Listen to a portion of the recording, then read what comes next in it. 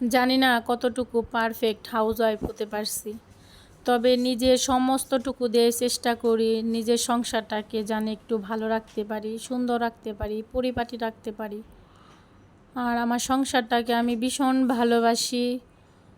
সংসারের প্রতিটা কাজই আমি খুব ভালোবেসে করি, প্রত্যেকটা কাজই অনেক ভালোবেসে করি। আর ভালোবেসে কাজ করলে প্রতিটা কাজই খুব সুন্দর হয়। আসসালামু আলাইকুম, সবাই কেমন আছেন? আশা করি যে যেখানে আছেন আল্লাহর অশেষ রহমতে ভালো আছেন। আলহামদুলিল্লাহ, আমি আমার পরিবার পরিজন নিয়ে আল্লাহর অশেষ রহমতে ভালো আছি। এই তো নতুন দিনে নতুন আরেকটা ব্লগ নিয়ে আপনাদের মাঝে আসলাম।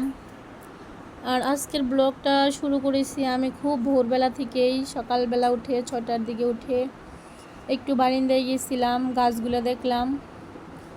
2 দিন ধরে রোদ উঠতেছে, গাছে পানি দেওয়া হচ্ছে না, গাছে একটু পানি দিয়ে আসলাম। আর আমার ছেলেমেয়েরা এখন ওঠে নাই, এখন অনেক ভোর আর ভীষণ রোদ উঠবে। আজকে সকালটা অনেক মিষ্টি, ঝলমল করে রোদ উঠতেছে। রোদ বৃষ্টি দুটাই ভালো লাগে, বৃষ্টিও ভালো লাগে, রোদও ভালো লাগে, কোনো কিছু আবার এক ঘুমিয়ে ভালো লাগে না। এখন এই তো আমি সকালবেলা ফ্রেশ হয়ে বাবুর ফ্লাক্সে পানি ভরে নিলাম প্রতিদিনের মতো। এগুলো আমার প্রতিদিনের রুটিন, বাবুর ফ্লাক্সে পানি ভরা, বাবুর ফিটার ফুটানো সকালবেলায়। আর আমি রাত্রে সমস্ত কাজ করে রাখছিলাম, যত রাত্রে খাবারের পর প্লেট থালা বাসন ছিল সেগুলো আমি ধুয়ে রাখছিলাম, চুলা টুলা সব পরিষ্কার করে রাখছিলাম, রুম টুমু মুছে রাখছিলাম জানি সুন্দর একটা সকাল হয়। আসলে আগের দিন রাত্রে অর্ধেক কাজ করে রাখলে দেখা যায় তারপরের দিন এতটা কষ্ট হয় না। এই জন্য আমি চেষ্টা করি সব সময় আগের দিনের খাবারের প্লেট টিলের সব কিছু রাত্রেই পরিষ্কার করে রাখতে, সাথে রুমটাও ঝাড়ু দিয়ে রাখি, মাঝে মাঝে আবার মুছেও রাখি। যেহেতু বাচ্চারা আছে সব সময় দেখা যায় নোংরা করে, এটা সেটা ফালায়, পানি ফেলায়, ছোটো বাচ্চা আছে প্রস্রাব করে, এই জন্য মাঝে মাঝে আমি রাত্রে মুছেও রাখি। আর এই তো আমি সকালবেলা ডালটা রান্না করে নিলাম। সকালবেলা যেহেতু আমাকে নাস্তাটা তৈরি করতে হবে আগে, এই জন্য আমি সকাল প্লাস দুপুরে রান্নাটা সেরে নিতেছি। ছোটো বাচ্চা নিয়ে আমি আসলে কাজ করতে পারি না, এজন্য সকাল প্লাস দুপুরের রান্নাটা আমি প্রতিদিনই করি। সকালের জন্য আমি রুটি করে নিব, আর দুপুরের জন্য পাঙ্কাশ মাছ দিয়ে ডাঁটা শাক, আলু, মিষ্টি লাউ, সাথে ভেন্ডি একাত্র দিয়ে পাঙ্কাশ মাছের 2টা পিস দিয়ে আমি রান্না করব। আর আমার মেয়ের জন্য আমি 2টা পিস একটু কড়া করে ভেজে নিলাম। ও তরকারিতে এতটা মাছ খেতে চায় না, ও ভাজিটাই পছন্দ করে, এজন্য ওর জন্য আলাদা করে একটু কড়া করে পাঙ্কাশ মাছের 2টা পিস আমি ভেজে নিলাম দুপুরের জন্য। আর তো তরকারিটা বসিয়ে দিয়েছি। আর তো এদিকে আমার ছেলেটা উঠে গেছে, এখানে বসে আছে আর সমস্ত কিছু ফেলে দিতেছে। এখন ওর হাতটা একটু বড় হয়ে গেছে, ও যা পায় তাই ফেলে দেয়, এলোমেলো করে দেয়, সব কিছু এদিক সেদিক করে দেয়। আর তো আমি সকাল প্লাস দুপুরের রান্না শেষ আমার কমপ্লিট। সকালবেলা রান্না করলে দেখা যায় সারাদিনে রান্নার যে ঝামেলা একটা সেটা থাকে না, এই জন্য সবসময় চেষ্টা করি আপনার ভাইয়া বাসায় থাকতে থাকতেই আমি সকালবেলার নাস্তা প্লাস দুপুরের খাবারটা রান্না করতে। আর আমার মেয়েটাকে এখানে আমি খাওয়াই দিলাম। আমার ছেলে মেয়ে এখনও হাত দিয়ে খেতে চায় না, বেশি যদি হাত দিয়ে দেই তাহলে দেখা যায় যে ওরা খেতেই চায় না। আমি আমার মেয়েকে ডাল দিয়ে ভাত খাওয়াই ওকে স্কুলে পাঠিয়ে দিয়েছি, ওর বাবার সাথে চলে গেছে স্কুলে। আর ওকে স্কুলে পাঠিয়ে দিয়ে আমার ছোট ছেলেকে আমি ঘুমিয়ে দিয়ে আমি কাজ করতেছি। এখানে টেবিলটা মুছে নিলাম, খাবারের পরে যে টেবিলটা সাথে সাথে আমি মুছে দেই, আমি তো মুছে নিতেছি। আর সাথে থালা বাসন, খাবারের পরে যে থালা বাসন থাকে সেগুলোও আমি পরিষ্কার করে নিলাম, সাথে গ্লাসগুলোও আমি একটু পরিষ্কার করে নিতেছি। যখনকার কাজ তখন করে ফেললে দেখা যায় যে কাজগুলো জড়ো হয় না, একাত্র হয়ে থাকে না। আর আমি সব সময় চেষ্টা করি যখনকার কাজগুলো তখনই আমি করার। আর এই তো এইখানে আমি চুলাটাও পরিষ্কার করে নিতেছি। আমি তখন একটু পরিষ্কার করে গেছিলাম রান্না শেষ করেই। আর রান্না করার সাথে সাথে আমি হাঁড়ি পাতিল সমস্ত কিছুই পরিষ্কার করে নিয়েছি। আর তো এইখানে আমি চুলাটা পরিষ্কার করে সাথে সাথে বেসিনটাও একদম পরিষ্কার করে দিতেছি, ঝকঝকা করে পরিষ্কার করতেছি। এগুলো প্রতিদিনই করতে হয়, এই কাজগুলো প্রতিদিনই করা লাগে। তো আমি বেসিনটা খুব ঝকঝকা করে পরিষ্কার করে নিলাম, দেখতে কত সুন্দর লাগতেছে। আর তো এইখানে আমি আসছি বিছানাটা পরিষ্কার করতে। সকালবেলা বিছানা একবার ঝাড় দিছিলাম। বিছানার ওয়াটারপ্রুফ যে চাদরটা আমার, সেটা আমি ভিজিয়ে রাখছি, যেহেতু আজকে অনেক রোদ উঠেছে। কয়েকদিন ধরে ধুবো ভাবতেছি, 2 দিন 3 দিন পরে পরে এই ওয়াটারপ্রুফ চাদরটা আমার ধুতে হয়, কারণ প্রচুর পরিমাণ নোংরা হয়। যত ঝড় ঝামেলা আছে ওইটার উপর দেয় যায়, বিছানার চাদরে তেমন একটা ময়লা পড়ে না, যেহেতু ওয়াটারপ্রুফ চাদর আছে উপরে, এতটা ময়লা বিছানা চাদর উপরে পড়ে না। এই জন্য আজকে আমি ওয়াটারপ্রুফ চাদরটা ভিজিয়ে নিয়েছি, এটা আমি গোসলের সময় ধুয়ে দিব। আর ধুয়ে দিলেও আজকে প্রচুর রোদ উঠেছে, তাড়াতাড়ি শুকিয়ে যাবে।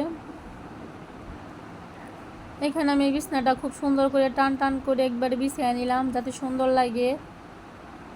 একটা রুমের সৌন্দর্য বিছানা সুন্দর থাকলে রুমটাই মনে হয় যে না সব কিছু গোছগাছ করা আছে। এলোমেলো থাকলে মনে হয় যে না রুমটা অন্তত গোছগাছ করা আছে। বিছানা পরিষ্কার করে আমি বেশিক্ষণ রাখতে পারি না, যেহেতু ছোট ছোট বাচ্চা আছে, ওরা সব সময় নোংরা করে। তারপরে যতটুকু পারি চেষ্টা করি ওরা নোংরা করার সাথে সাথে আমি পরিষ্কার করার জন্য, কারণ আমি একদম এলোমেলো পছন্দ করি না, আমার ভালো লাগে না দেখতে এলোমেলো। জানি না কে বা কারা এখন পর্যন্ত আমার ভিডিওটা দেখতেছেন, তাদের কাছে প্রতিদিনের মতো আজকেও একটা রিকোয়েস্ট করতেছি, একটা লাইক দিয়ে বাদ বাকিটুকু দেখেন, কারণ একটা লাইকই পারে আমাকে আরও 10 জনের কাছে পৌঁছে দিতে। এই কথাটা প্রতিদিনই বলি, আজকেও বললাম কথাটা। প্লিজ একটা লাইক দিয়ে বাকিটুকু দেখেন, কন্টিনিউ করেন। আর যারা নতুন আছেন তারা চাইলে আমার ভিডিও যদি কোনো অংশে ভালো লেগে থাকে তাহলে সাবস্ক্রাইব করে পাশে রাখতে পারেন। আর এমন অনেক আপুরা আছে হয়তো বা আমার ভিডিওগুলো দেখেন কিন্তু এখনও সাবস্ক্রাইব করা হয় না, তারা চাইলে সাবস্ক্রাইব করে আমাকে পাশে রাখতে পারেন। কমেন্টস করবেন, শেয়ার করবেন। আর এই তো আমি এখানে এই রুমের বিছনার চাদরটাও সুন্দর করে মেলে নিলাম। 2টা রুমেরই চাদর একদম পরিষ্কার করে ঝকঝকা করে রাখলাম। আর বড় ছেলেটা আমার পিছনে পিছনে ঘুরতেছে, ও যতক্ষণ আমি কাজ করব, যতক্ষণ ওর সাথে না বসবো ততক্ষণ ও আমার পিছনে পিছনে ঘুরবে। যেহেতু ছোট ভাইটা ঘুমিয়ে আছে, এখনও আমার সাথে থাকবে, যখন ছোট ভাই থাকে তখন ওর সাথেই খেলে। আর একটা সংসার পরিপাটি সুন্দর করে রাখতে একটা নারীর অনেক কষ্ট হয়, তার পিছনে অনেকটা কষ্ট লুকিয়ে থাকে। একটা ঘর যখন সুন্দর থাকে, কেউ আয়সা যদি দেখে একটা ঘর সুন্দর, তাহলে অবশ্যই ভেবে নেবেন সেই ঘরের মানুষটা অনেক পরিশ্রম করে, এত পরিপাটি রাখার জন্য অনেকটাই পরিশ্রম করে। এই তো এখানে আমি রুমটা এখন ঝাড়ু দিয়ে নিতেছি। ঘর ঝাড়ু দিয়ে সময় আনাচে কানাচে একদম বসে বসে ঝাড়ু দিলে, খুশিয়া খুশিয়া ঝাড়ু দিলে ময়লাটা কম হয় রুমের ভিতরে। আর আমি চেষ্টা করি সব সময় যখন ঝাড়ু দেই তখন একদম খুশিয়া খুশিয়া ঝাড়ু দেওয়ার চেষ্টা করি। সাথে যখন মুইসা দেয় তখন একদম হাত দেওয়া মুছা দিই, লাঠি দেওয়া বেশি মুছা দিই না, কারণ লাঠি দেওয়া মুছলে আমার ভালো লাগে না, নেচা নেচে মুছতে পারি না, এই জন্য বসে বসে মুছা দিই। আর এই তো বেসিনটাও আমি পরিষ্কার করে নিতেছি, একটা ঝাওয়া দিয়ে এখানে একদম ঝকঝকা করে নিব। টাইলসের বেসিন, এটা প্রতিদিনই আমাকে মুছতে হয়, এটা প্রতিদিন মুছলে দেখা যায় ঝকঝক করে, আর একদিন না মুছলে শহর এলাকার পানি এগুলা আয়রন থাকে, একদম ল্যালচা পড়ে যায়। এর জন্য এটা আমি প্রতিদিনই মুছি, প্রতিদিনের কাজ।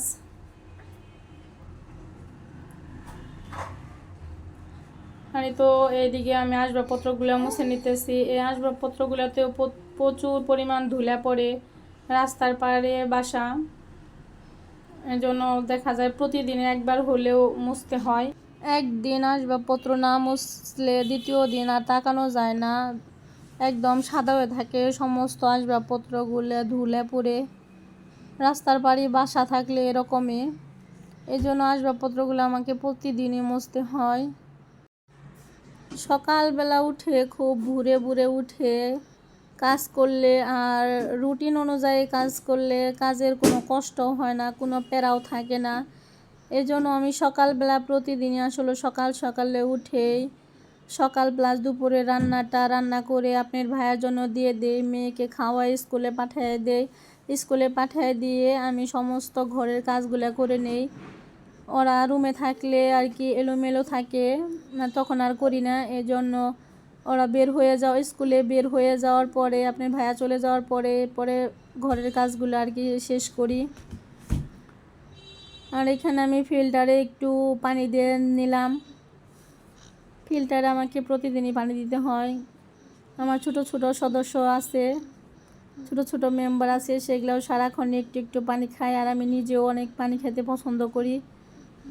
আর সবার ভিডিওকে ফুল ওয়াচ করে দিবেন, ফুল ওয়াচ করার চেষ্টা করবেন, ফুল ওয়াচ করে দিবেন। সবার পাশে দাঁড়াবেন। এইখানে একা কেন যাবে না, কখনোই সম্ভব না। আর আমার সমস্ত কাজ করা শেষ হয়ে গেছে। এখন বাজে 11টার মতো বাজে। এখন ছোট ছেলে ঘুমাচ্ছে। আর এই তো গোসলের সময় আমি সমস্ত কাপড় চোপড়গুলো ধুয়ে দিয়ে গোসল করে আসছি। আর এই পর্যন্ত যারা আমার ভিডিওটা দেখছেন তাদেরকে অসংখ্য ধন্যবাদ। সবাই ভালো থাকবেন। নতুন আরেকটা ব্লগে দেখা হবে। আল্লাহ হাফেজ।